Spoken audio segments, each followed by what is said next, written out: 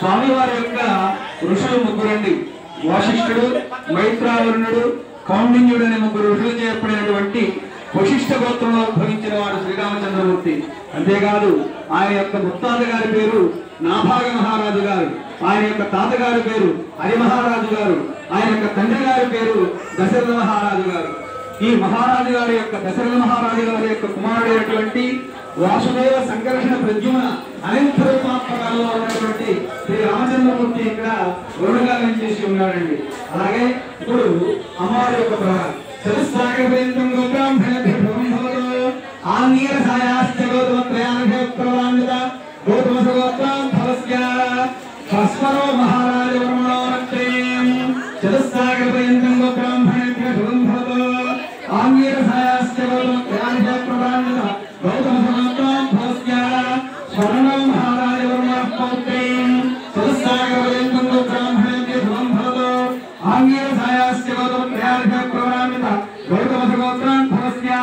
जनक महाराज वर्मण पुत्रेण चतुस्सागर पर्यन्तं गोब्राह्मणेभ्य शुभं भवतु आंगीरसायाश्च गौतमत्रयार्ष प्रवान्यत गौतमसगोत्रान् भवेन् त्रिलोकसुन्दरीं लक्ष्म्यां सजाम् अर्चनास्वरूपिणीं श्री सीतादेवी नाम्नीं कन्यां वृणीमहे वृणे त्वम् सीतादेवी యొక్క గోత్రము గౌతమసు గోత్రం అండి.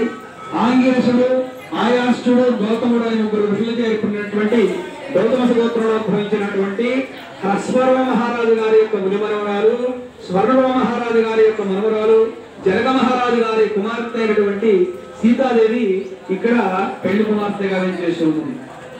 ఉదగం శ్రీ కూర్చం శ్రీ మహాస్వామి ఆసనం దత్వ అర్ధమాధ్యాతమైన దత్వ తాన్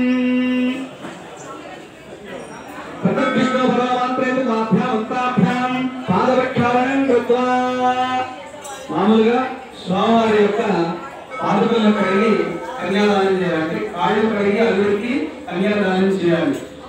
మా మనుషులలో కూడా అల్లుడికి కాళ్ళు కడుగుతారు. అత్తమామలు కూడా కాళ్ళు కడిగి ఆ అల్లుడి కన్యాదానం చేస్తారండి. ఇవాళ వివాహాలు కొంతమంది మా కన్యాదానం లేదండి, నేను చేయలేదండి, మాకు కుదరదండి అని చెప్తూ ఉన్నాను. కానీ కన్యాదానం చేయకుండా వివాహం చేసినటువంటి ఆ ఫలితం అనేది మనకి అందదు. ఎందుకు అన్నదంటే ఆ కన్యాదానం యొక్క వివరణ తర్వాత చెప్తామండి. ఇప్పుడు స్వామికి పాదపీఠాలంటే కాళ్ళు కడిగే కార్యక్రమాలు చేస్తూ ఉన్నారు. ఈ పీఠం మీద కూర్చున్నటువంటి దంపతులు ఒక్కొక్కరు ఆ పాదపులు కడుగుతూ ఉంటారు. ఆడవాళ్ళు నీళ్ళు తీసుకొని చెయ్యి అడ్డం పెట్టుకుని పోస్తూ ఉండండి, మగవాళ్ళ పాదపులు కడగండి, మేడం చేయండి అయ్యా. ఆడపిల్లలు బాగా